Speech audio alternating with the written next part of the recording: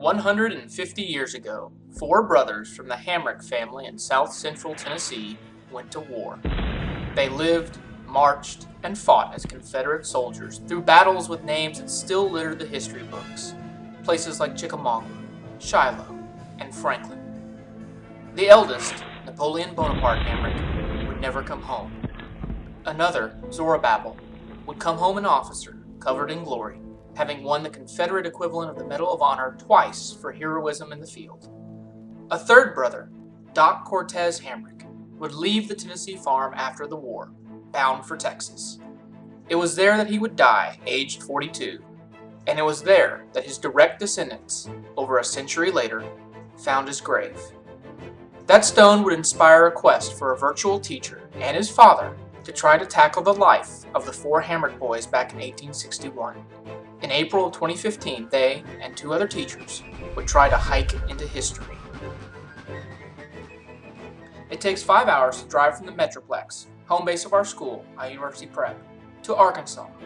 Along for the ride were two guys dressed in the cotton and wool of a Civil War era soldier, my father and myself.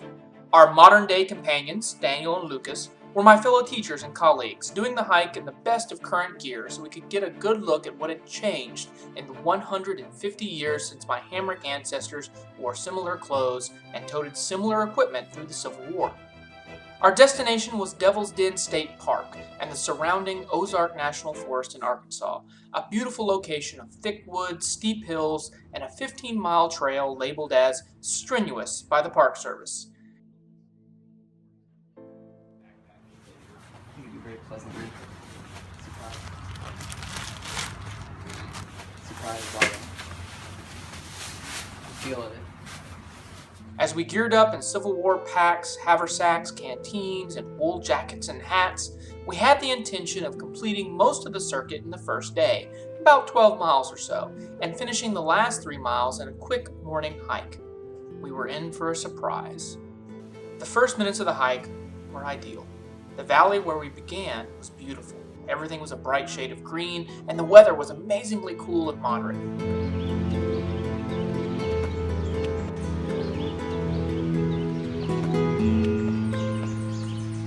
Before long, we were heading uphill into the wooded hills and low mountains of the Ozarks, and I was beginning to realize an issue: the packs.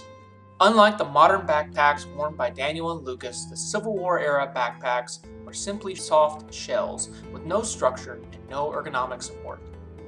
The straps cut into our shoulders, and soon the pain was intense in our backs, necks, and shoulders. But I had made a mistake that promised to be even worse.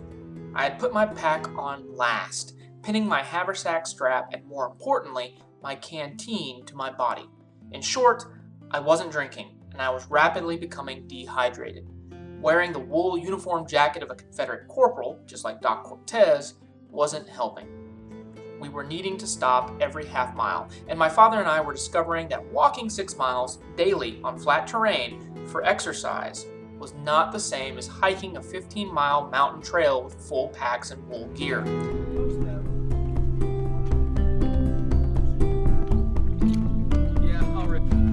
It's just my shoulders are what's killing me. It's 9-day difference in what I'm wearing.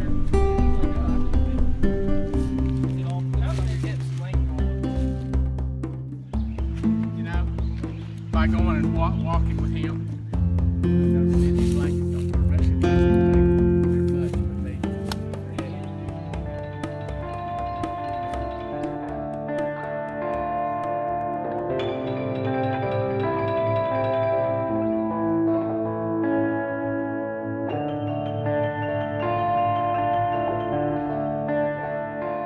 As we struggled, it was Daniel and Lucas who kept us going, always ready to assist us with unshouldering those painful packs or simply with a pleasant word and a helping hand.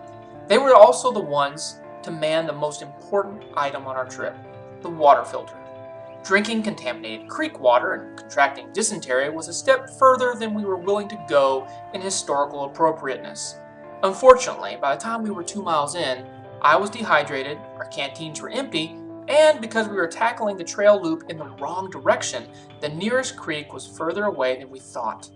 By the time we got to that first creek, I was feeling nauseous and dizzy, and it was my own fault for not hydrating frequently enough, strap stuck under my pack or not.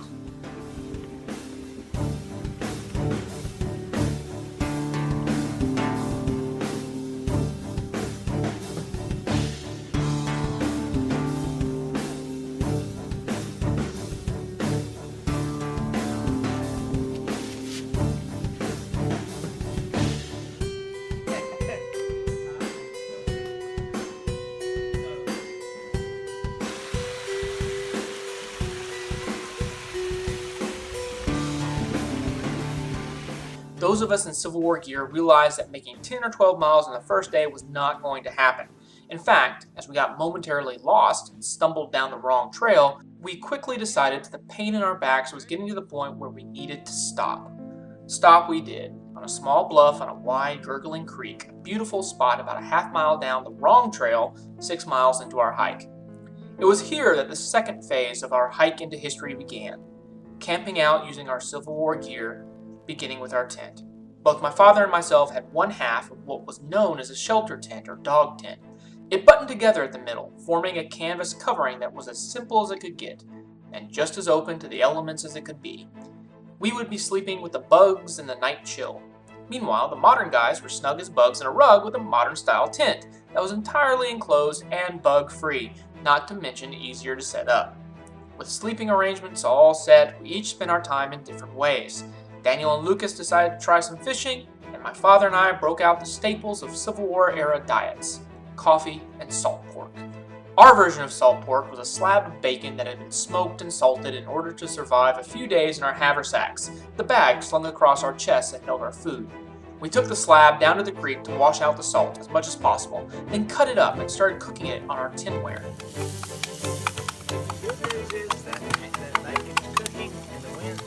My dad, meanwhile, used the butt of his hunting knife to crush up coffee beans, preparing to boil them in order to make what we hoped would be a passable cup of coffee.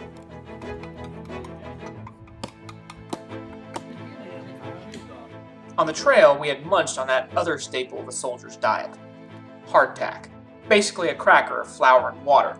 But for dinner, we had something a bit more filling in a diced up potato, fried up in the fat from the salt pork. We spent our afternoon cooking, eating, laughing, and talking, much as our ancestors must have.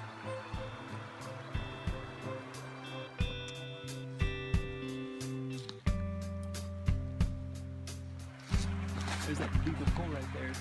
It's not so deep, it's deep enough to fight a fish. Even, well, maybe a small one.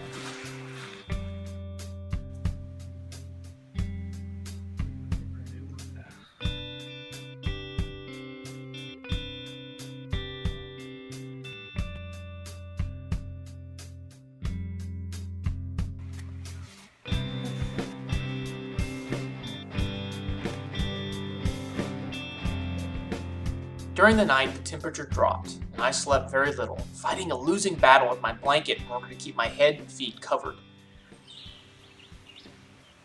The next morning dawned clear and beautiful, and the first thing I saw as I peeked out from underneath my canvas shelter tent was the sight of Daniel, up before all of us, making the fire for the morning. We all woke slowly, eating a breakfast of salt pork and packing up our tranquil little camp, each one of us thankful that we had not been eaten by a bear overnight.